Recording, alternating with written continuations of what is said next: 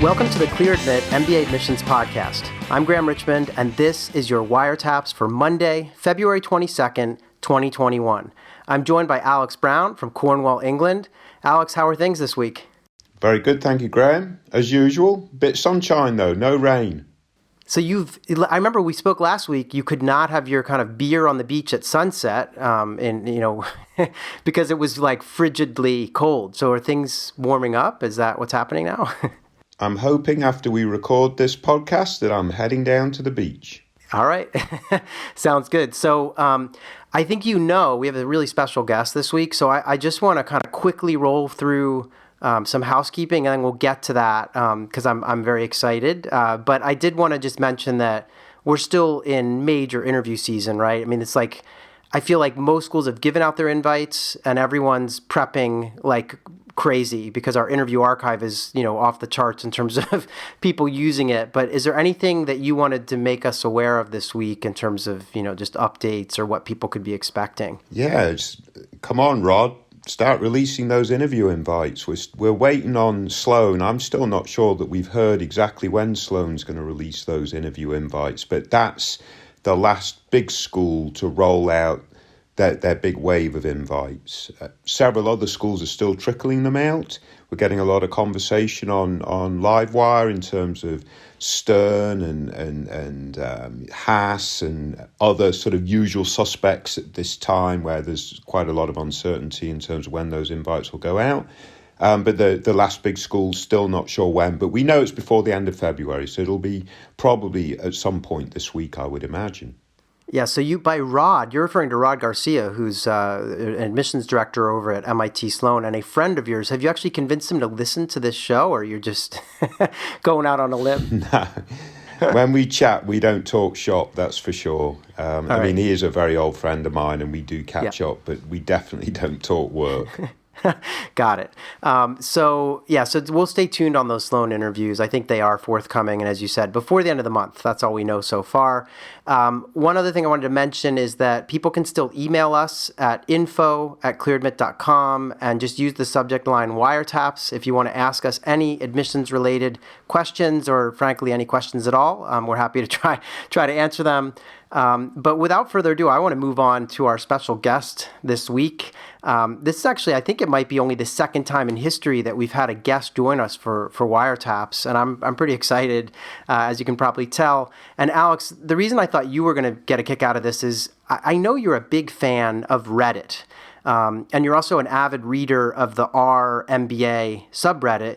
And so is Mike on our team. And for our listeners who don't know, Reddit is sort of like the world's leading discussion forum site. And they have subreddits about kind of any topic that you could possibly think of, including MBA admissions. And, the R MBA subreddit is where candidates kind of can connect and chat and tackle any kind of admissions related stuff or just business school stuff in general. I believe it was launched about 9 years ago, and I've personally just enjoyed watching it grow over time.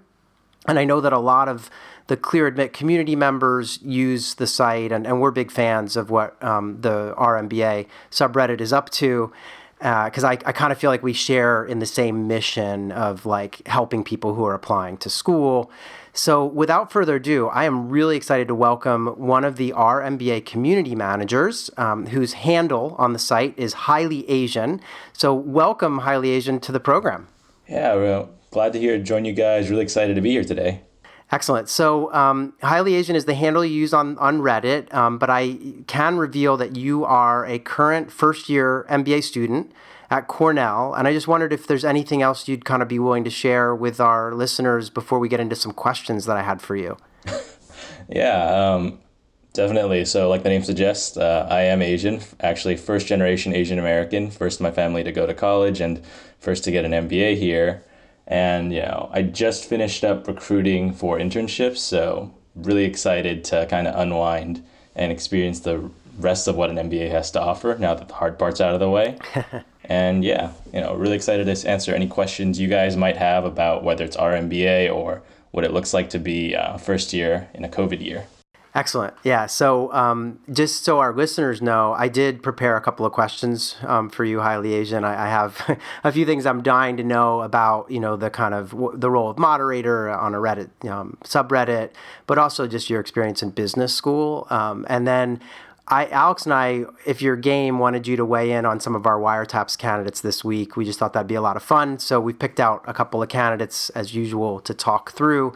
But before we do that, I just wanted to hear a little bit more about what is it like moderating a forum on, or a subreddit, and are there any like facts or figures or aspects of the forum that you wish to highlight? Aside from the fact that I noticed you have like 24,000 karma points on Reddit, which is sort of off the charts. So yeah, tell us a little bit about like your job as a Reddit moderator. Yeah, like you mentioned, I think you give a great introduction to like what Reddit and subreddit is. There's literally interest for everyone, whether you like food or pets. In my case, we really geek out over MBA stuff like the US news rankings or admission results. But it's a really fun experience, I'd say. Given how everyone comes to subreddit for different reasons, but we want to maintain an environment and provide a really good user experience for everyone who's there. And I'd say like there's probably two main challenges with being a moderator. The first is probably maintaining the quality of the content that the users see, and the second is making sure that we have the right level of engagement with the community. So in regards to the quality of the content the user sees, I think a lot of times people don't realize what something's wrong until they see it. And it's our job to try to make sure like it never gets to that point. So for example, ads, spam, and repetitive content, there's no shortage of people trying to advertise admissions consulting services or just random news articles relating to business that find our way onto the subreddit. And it's kind of our job to try to figure out, how do we filter stuff that is irrelevant or not good for use or not what users want to see to make sure the experience is as good as possible for them. And, like good MBAs, I think all the other moderators are MBA grads or MBA students like myself. We try to automate as much of the work as possible, whether it's, having bots and AI to screen content. But a lot of times we do have to kind of just intervene and use human judgment if we have things that are like in the gray area where it might or might not be, good content, and we have to use judgment. But that's relatively far and few between now that we've set up a lot of good automation. Yeah, that makes sense. I know Alex on our team here, Alex, you probably can speak to this, but we deal with some of this too on clearadmit.com where, people are posting to the wires and leaving comments and, it's always that balancing act of like, if an admissions consultant like jumps on the site and wants to provide advice, like to me that, there's this weird line where once they start, putting links or trying to just get somebody to buy something or whatever, it's tough to kind of balance with, if they're just giving good advice, right? So I hear you on that. I don't know, Alex, is there anything you wanted to add on this or any questions you had about the sort of, Reddit community and our MBA in particular? Yeah, I mean, quite honestly, I'm just absolutely fascinated by Reddit. I will, full disclosure, I used to be active on Reddit. I won't claim to be active over the last several months. There was a time actually where I proposed that I become a moderator, but nobody else seemed to be that interested in my my moderation skills on the subreddit. But nevertheless, I'm absolutely fascinated. I think it's a really interesting community in terms of its, its business model isn't for profit or whatever. So, but it's able to create what I imagine is a very vibrant community of candidates sort of sharing ideas, swapping stories, providing feedback to each other. And my sense, and I'd be interested to get your feedback, is that actually this season the subreddit has picked up in terms of activity, or is it just that we're seeing more activity on our site as a result of conversations in your subreddit? No, I think you're absolutely spot on the fact that it has been a lot busier than previously. Fun fact here, the subreddit has doubled in size over the past year since I first joined the moderation team.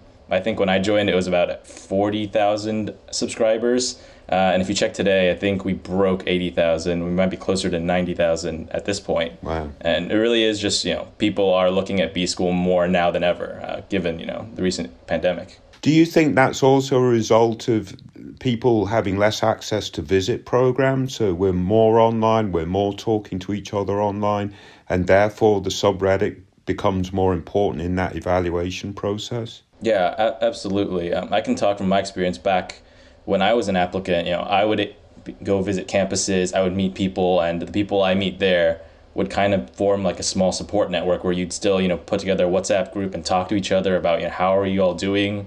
Where are you going in the application process? But, this year with everything being virtual, I don't think people are having those kind of touch points and building those connections. So, our MBA serves as a really good surrogate to kind of, help fill that void. Yeah, and we've seen a similar sort of reaction, I think, right, Graham?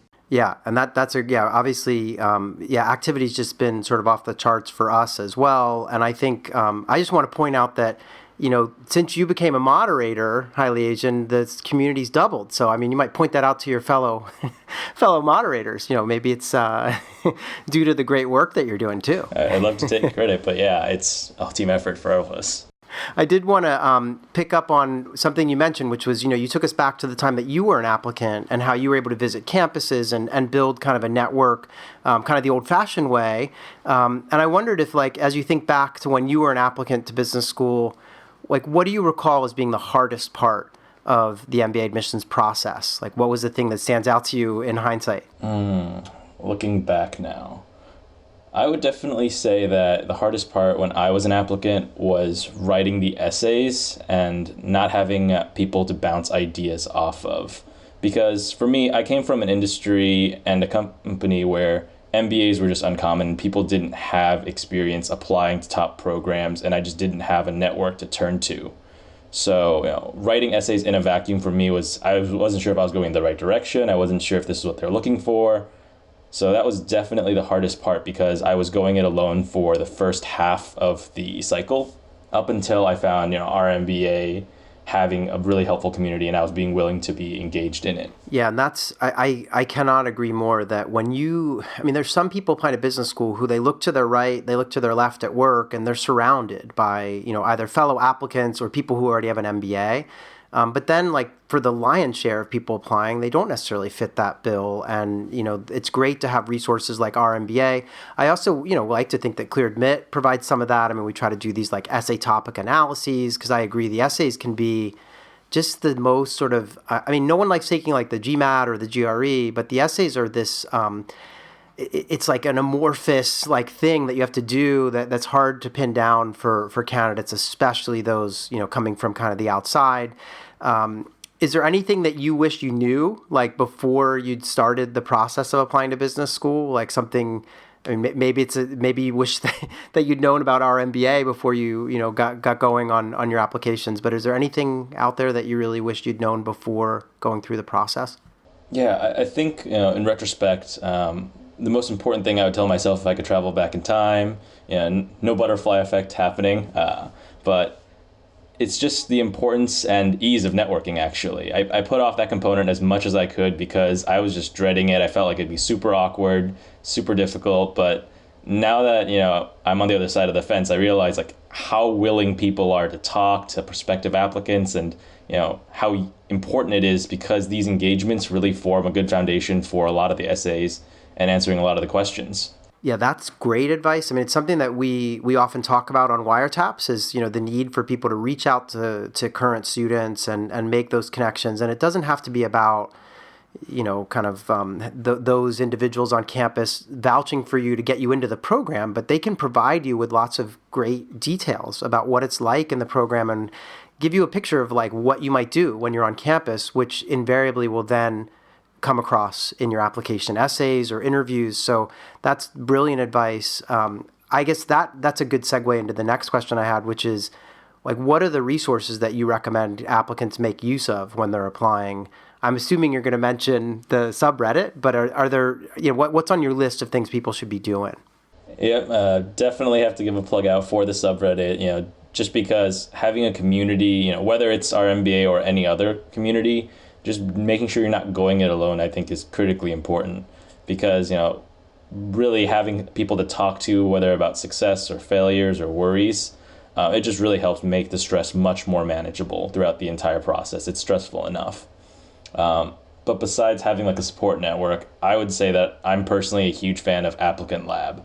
Like I mentioned, I didn't have a background where I could tap into people to learn a lot of things about the MBA process, but Applicant Lab really provided a lot of the insights I needed, but didn't have the network for, or wasn't really willing to shell out a lot of money for an admissions consultant just to teach me that kind of knowledge. Yeah, that makes sense. And we like that site too. So I guess I would love to know how business school's going. And I mean, you're a first year. You mentioned you've just kind of gotten past the recruiting phase for summer, which I agree is always like a great turning point. I found the second year of business school to be just such a night and day experience when I was at Wharton. I mean, just in terms of not only being able to take elective coursework, but kind of having a better idea of where you're heading and, that sort of stuff. But I'd love to hear, like, what's it been like for you, arriving at business school, obviously maybe talk a bit about COVID, but yeah, just lay out the scene for us a little bit. Yeah, so I would say entering business school in this year was very unique. Everyone, I think, came in with a sense of apprehension, but also, optimism. You had to be a little optimistic, right, to decide to come do B school as opposed to deferring for a year. So I think there's a good sense of camaraderie when we first started out, just because everyone knew like we're in the same boat together, and that kind of extended all its way throughout recruiting process up until now. Obviously, with a lot of us having offers, we're becoming more social again.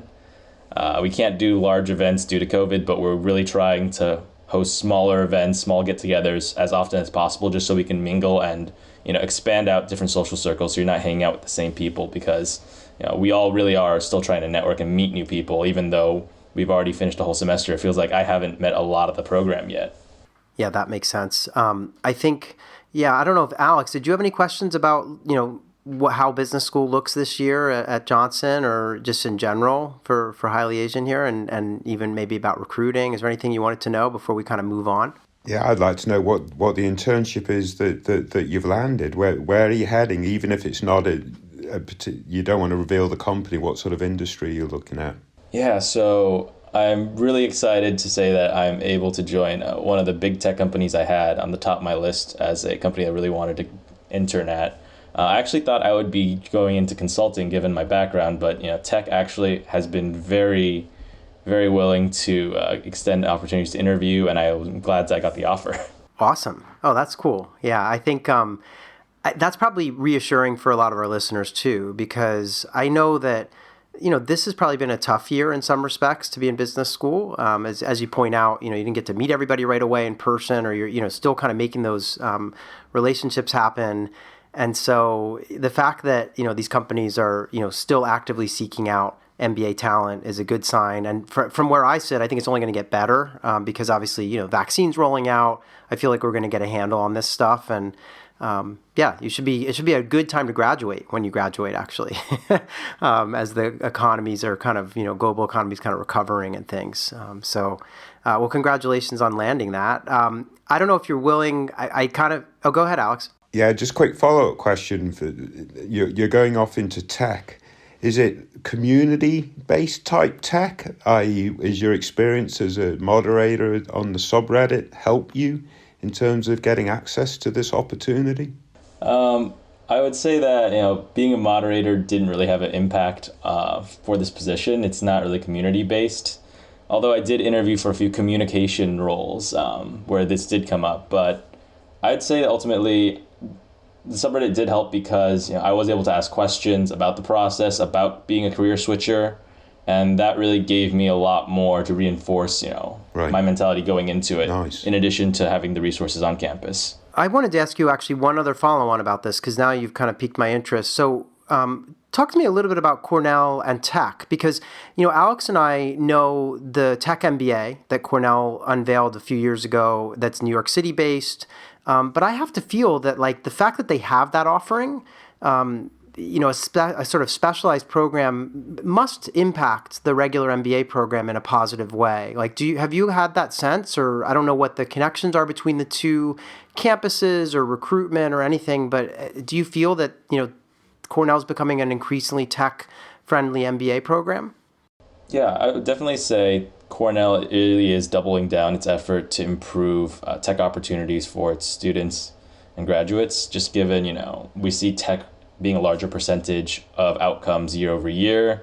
And as far as recruiting goes, I would say that we aren't directly involved with the tech MBAs when it comes to internship recruiting. However, there is a lot of cross-pollination for knowledge as far as, us applying to the same companies and sharing, insights. So, for example, if we're applying to one company I remember is Duolingo. A tech MBA might have had an interview, and they're more than willing to talk with first years here about what the interview process was like and sharing insights and best practices going into the interviews. So it really has helped just increasing the size of the applicants to these tech companies, where we can all share knowledge and become better overall. Excellent. Yeah, that makes sense. And I just have to think that's going to continue to be a strength for Cornell going forward. So I know I asked you this before. I just want to let our listeners know that we've asked you to kind of stick around and weigh in on a couple of WireTaps candidates this week.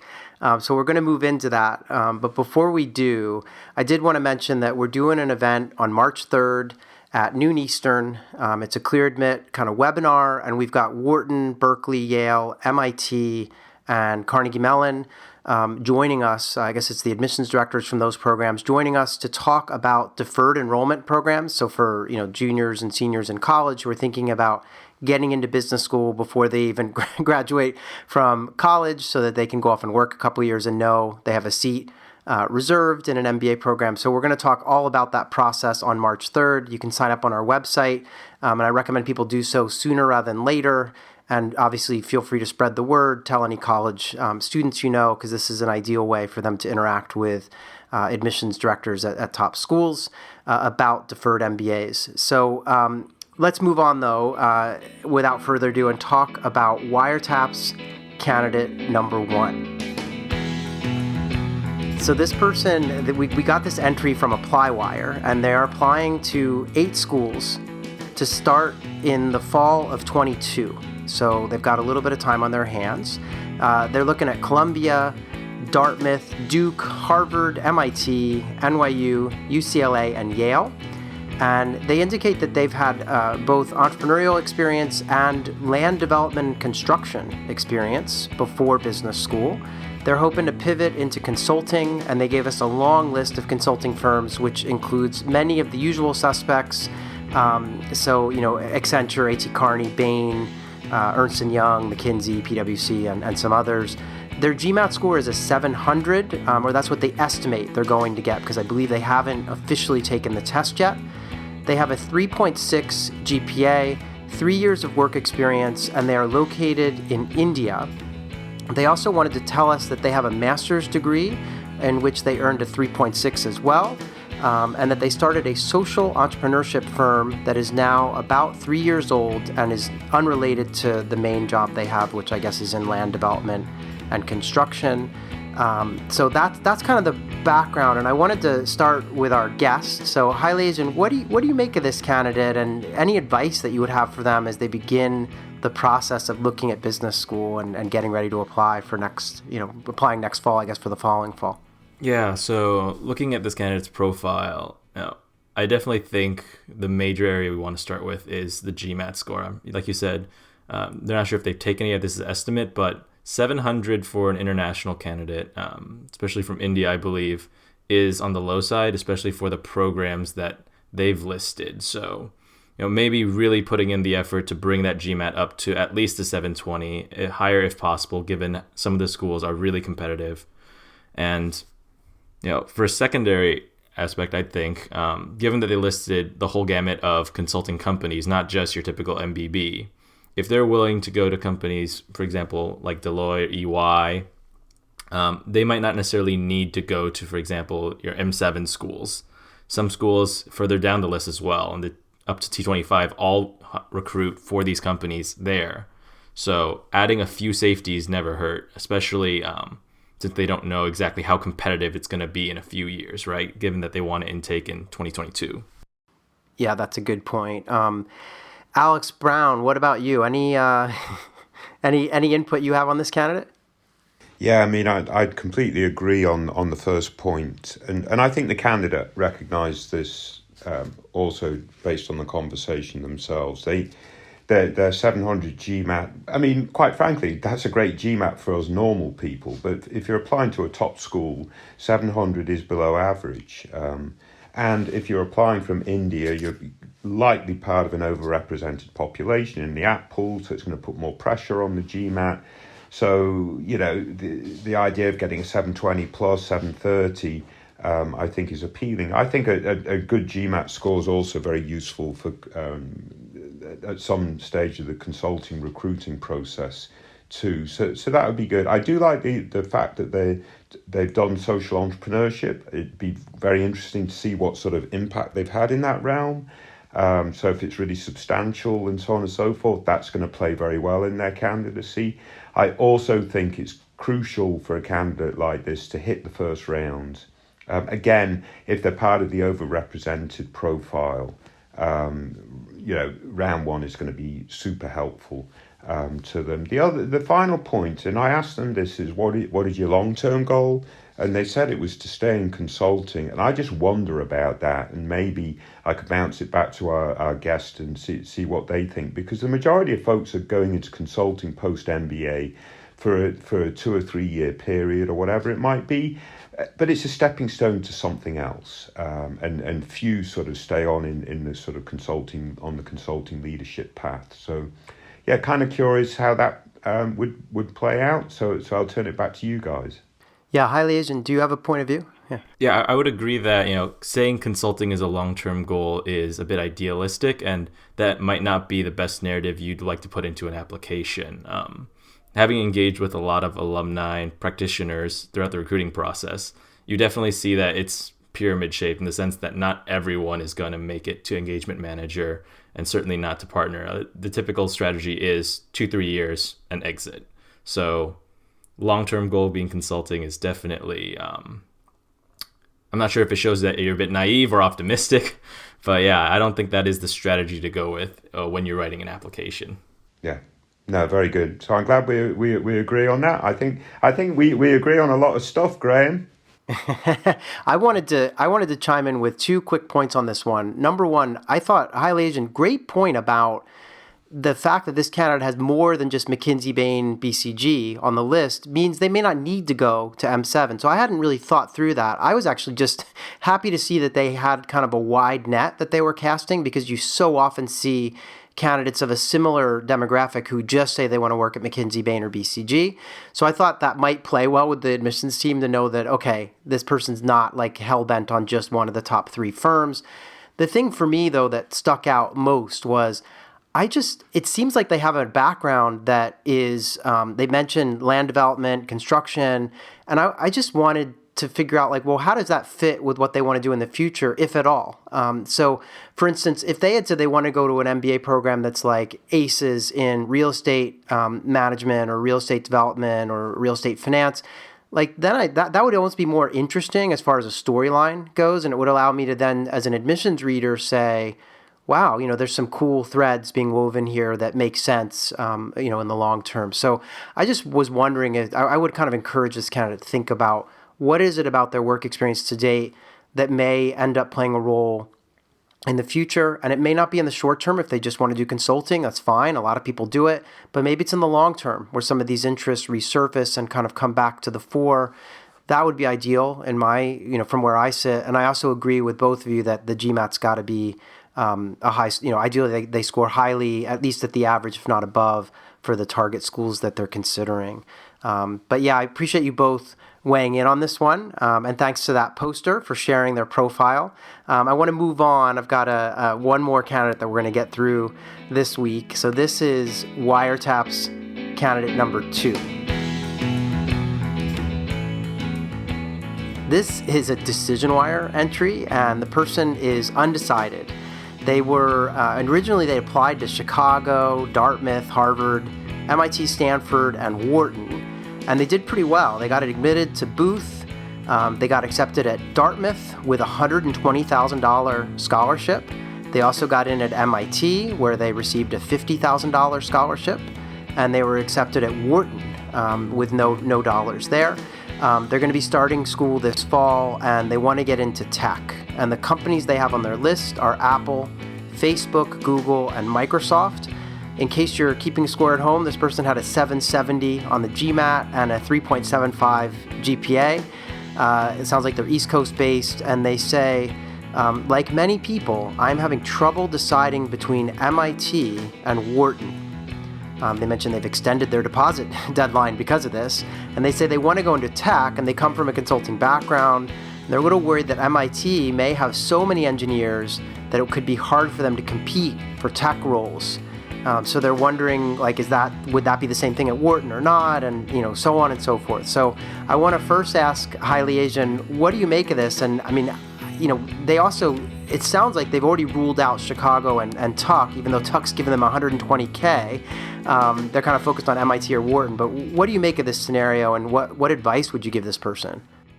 Yeah, so I would say that they're in a great position. No matter which decision they would take, I think there's tremendous upsides both ways. But I could definitely see their decision for ruling out, for example, Tuck, given how big tech is one of those industries where having a really tight network really doesn't help land your first post-MBA role, right? There's minimal networking involved in the process. So unfortunately, that's something that makes a lot of sense to me. So when it comes to picking between Sloan and Wharton, I'll just share my insight based on what I've noticed when I was going through all the schools. It seems to me that Wharton places really well in certain places like Google and Facebook. However, Sloan has one unique aspect, that they have a stronger alumni network at Apple. I don't know particularly why this is, but Wharton just doesn't have that many alumni in Apple given its size relative to Sloan. So if they are really looking at long-term career prospects as far as placements and network goes, I think Sloan would edge out over Wharton. And I think the scholarship amount absolutely doesn't hurt either, right? Having less debt coming out of the program also helps give you more options in terms of opportunities you want to take and not worrying about debt. Well said. Alex, what do you think of this person's predicament? Or I guess we can't really call it a predicament because it's kind of a really great position to be in, but what do you make of their choices? Yeah, definitely a first world problem, weighing up between Wharton and Sloan and some of the other offers. It's a great insight that I've just learned anyway in terms of the network at Apple versus the other companies for the different schools. But that's the sort of research that a candidate like this absolutely must be doing themselves to really understand, which of these two programs will provide them the greatest access to exactly what they want to do. There's no doubt both of these programs, Wharton and Sloan, will provide them access. It's just which one is potentially a little bit better and so on and so forth. I mean, we've had conversations on WireTaps recently weighing Wharton and Sloan with other candidates. It does seem to me that the basic sort of issue that candidates are facing, especially sort of going into tech, is that the Sloan ecosystem wrapped around tech might be a little bit tighter and more sort of formalized, whereas Wharton's a bit more sort of bigger and more breadth, and maybe on the entrepreneurial side with venture funding and so on and so forth. Wharton might then become more favorable, but it's a great problem to have.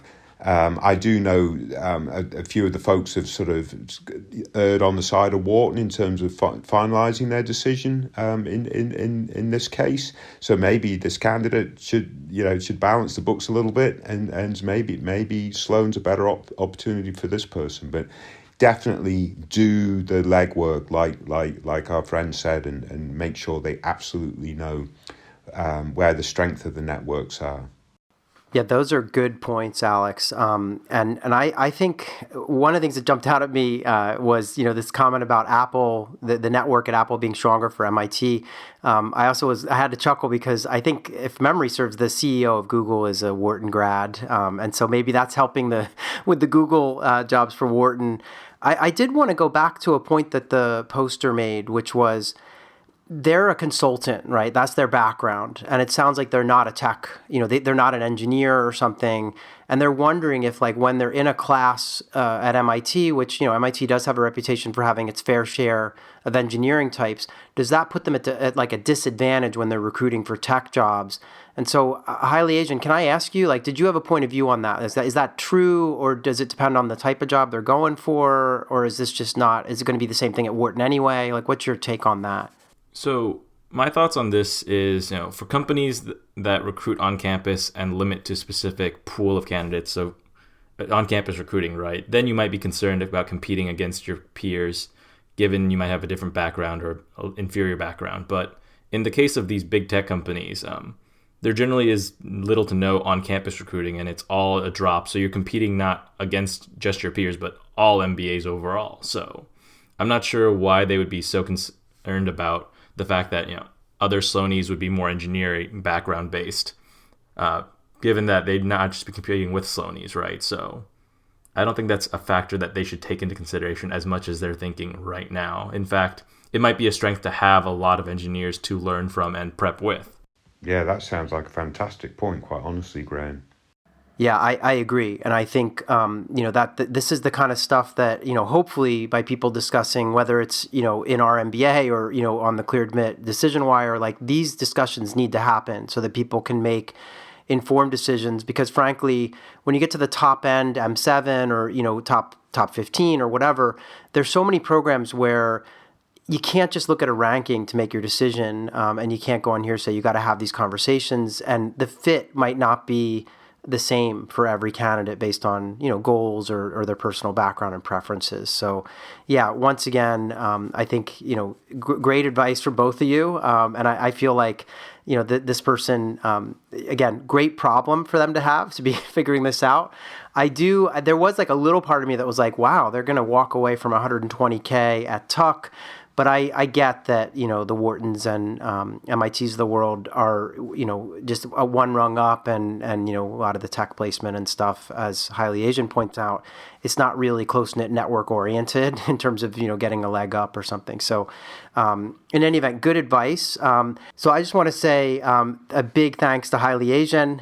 It was great to have you join in on the WireTaps portion of the podcast. And I know that as a current student and someone who's been through this process, you just have, invaluable insights to offer, not to mention like everything you see day in and day out as a moderator in the RMBA subreddit. So thank you so much for weighing in and joining us this week. Yeah, really happy to be here. It's definitely a lot much more fun on the other side of the fence when you're not an applicant. But yeah, really happy to give back to the community however possible. I know having a lot of voices really helped me throughout my applicant process. So yeah, really happy to be here. Excellent. And Alex, your advice was good too. I don't want you to feel left out here this week. That's all right. That's all right. It's always good to have someone be better than me. I can learn a little bit. It's all very good. Yeah, and we'll be back in 1 week's time with another episode of WireTaps. Best of luck, everyone. Stay safe this week. Thank you very much, Graham. Highlyasian. Thank you ever so much. Take care.